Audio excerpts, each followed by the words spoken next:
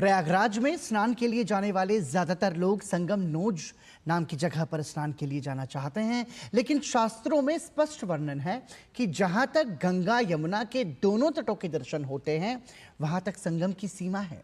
प्रयागराज के स्थानीय संतों ने श्रद्धालुओं से अपील की है कि संगम नोज प्रशासन द्वारा दिया गया शब्द है, जहां जाने की जो हट है, मतलब जो जहां जाने की जो जिद है वो नहीं करना चाहिए। साथ ही अपील की जा रही है कि पवित्र त्रिवेणी को प्रदूषित होने से भी बचाने का पूरा प्रयास किया जाना चाहिए।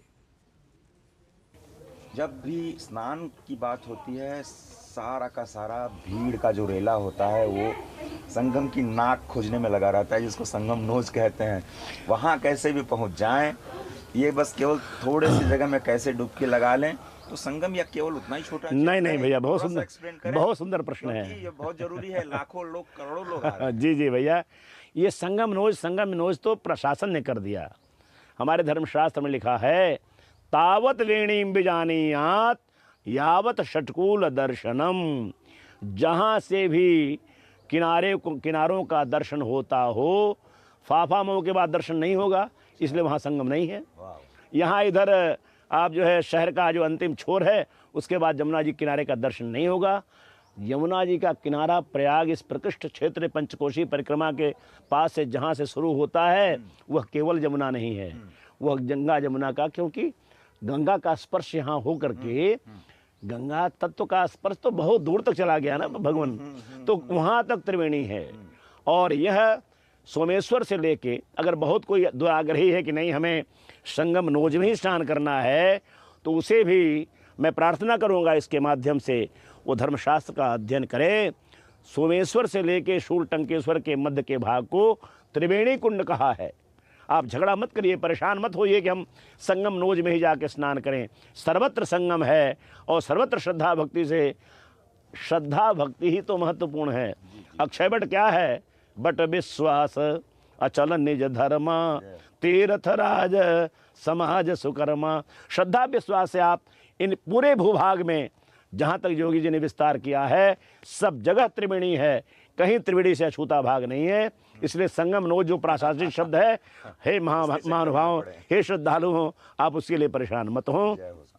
सर्वत्र त्रिवेणी है, सर्वत्र गंगा यमुना सरस्वती हैं। श्रद्धा से आप जहाँ माथा नवाएंगे वहीं गंगा है। अगर श्रद्धा नहीं, धक्का मुक्की करके आप संगम नोज में चले भी गए तो आपको क्या मिलेगा? और महाराज जी, ये मान लीजिए यहाँ पर अमृत स्नान हो गया, संत भगवान के चरण पड़ गए, और वही गंगा वही यमुना में प्रवाहित होके थोड़े से आगे चली जाती हैं विंध्याचल, तो अगर कोई विंध्याचल में स्नान करेगा तो उसको फल मिलेगा या नहीं? नहीं भैया, गंगा स्नान को तो फल मिलेगा। अच्छा, गंगा स्नान का फल मिलेगा, लेकिन त्रिवेणी स्नान का फल नहीं मिलेगा। गंगा तो हिमालय से निकलती हुई सर्वत्र हैं, जब तक गंगा सागर में नहीं मिलती हैं। लेकिन एक श्लोक जो मैं आपको सुना देना चाहता हूँ कि यावन्ति नखलोमानि पतन्ति जाह्नवी तटे तावत वर्ष सहस्त्राणि स्वर्गलोके महीयते। जाह्नवी वहाँ से लेके, हिमालय से लेके हिमावतः प्रभृति गंगा, हाँ, गंगा सागर में तो जाओ, लेकिन वहाँ तक गंगा होते हुए भी इस गंगा का उपलक्षण है प्रयाग। प्रयागे मुंडनम यदि, तो नखलोम और केश का मुंडन यहाँ होगा तब दिव्य लोकम सगच्छति। हाँ, नाखून का भी है, नाखून काटने, एकदम नाखून। बाल काटने से कोई दाढ़ी बना रहा है तो दाढ़ी देखिए, अब समर्पण भाव से आप बनाइए ना। दान भी अगर आप उपेक्षा से दे रहे हैं तो दान नहीं हुआ। दान के लिए शब्द है ह्रियादेयम, प्रियादेयम, श्रद्धयादेयम। हृदय से दीजिए, प्रेम से दीजिए, श्रद्धा से दीजिए। अब आप ब्राह्मण को ले रहे, ये कोई मतलब नहीं, वो दान नहीं हो तो भिक्षा से भी बदतर हो गया। तो तात्पर्य यह है कि हाँ, जो भी नखलोम आप तीर्थराज प्रयाग में अर्पित करेंगे, इस समय तो मैं इस श्लोक को कहने के बाद अपने को थोड़ा सा संयमित करना चाहता हूँ। इसमें गंगा मैया के प्रदूषण की अवस्था जो बढ़ी हुई है, इसमें तो इस श्लोक को वर्जित कर देना चाहिए। यहाँ नखलोम, बाल भी नहीं बनने चाहिए, नहीं प्रभावित होने चाहिए, लेकिन भावनात्मक ढंग से उसको स्थूल नख बाल अर्पित करने के बजाय अपने इन नखों का तात्पर्य ले लीजिए कि काट के छोड़ने के बजाय इन 10 नखों से प्रणाम करिए मैया को, अपने सिर से प्रणाम करिए। तो ये नख लोम मैया को अर्पित कर दीजिए।